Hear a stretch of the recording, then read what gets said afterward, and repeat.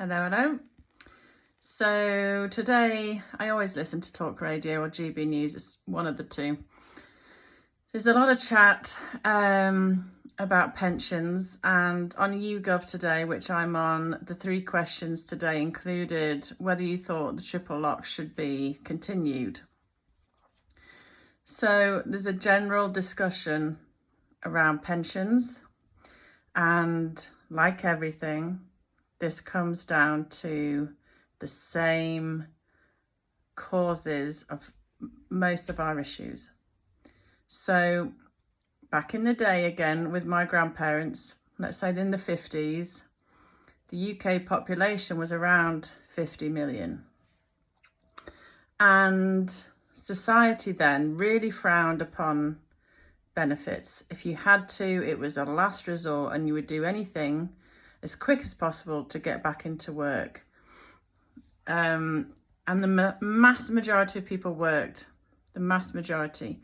So you had a lot of people putting into the pot and very few taking out. Or when it came to pensions, again, it was a balanced number, a reasonable number of people taking out as a ratio of those putting in constantly. So the pot was healthy.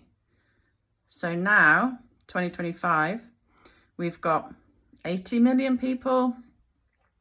They say it's 75, 77, whatever, but let's say it's 80. And we have a huge percentage of the adult working population who either can't or choose to not work. So the amount of money going into the pot is relatively tiny compared to back in the 50s when everyone worked. But the amount of people who need to take from the pot is much, much bigger. So even the people who are the most discombobulated around figures and numbers, you must see how that ends, which isn't good. If more and more are taking from a pot that is reducing by the year, because we're losing millionaires and the wealthy from high taxation. People are not seeing the point in working because the amount you're getting taxed again, it doesn't pay to work. And then the population is growing exponentially. Or you look at stuff like illegal immigration and the amount of money we're spending on these hotels and meals and doctors and houses for anyone who comes here. The costs are obscene, and yet the money coming into the pot is dwindling at a rapid rate. And that does not end well. And it's the same thing, I've said it over and over again, about GPs striking. And I worked within the NHS for a while with a private brand. I didn't work for the NHS, but I dealt with a lot of consultants. And all the people I know keep saying the same stuff, and it's the same with teachers. And I've said it a lot of times. It's not really about the money. It is about the working environment. So our people in the NHS are run off their feet. They're paid well.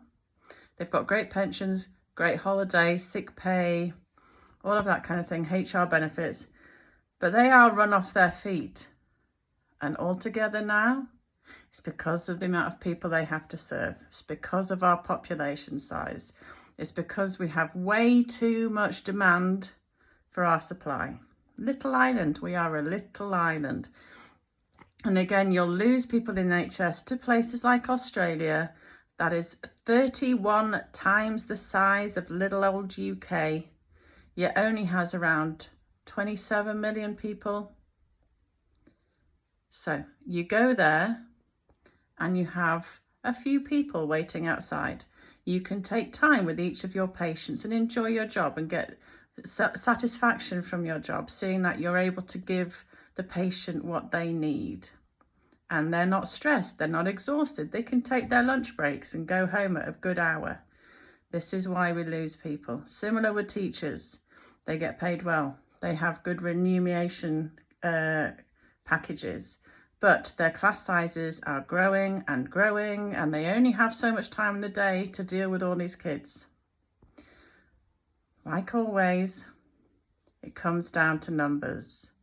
And unfortunately right now we have Rachel from accounts who's only dealt with complaints, which is good for her because she'll have a lot of those to deal with. But the British people need people in positions of power who understand economics, understand numbers, and can see the very basics of what is causing the problems in this country.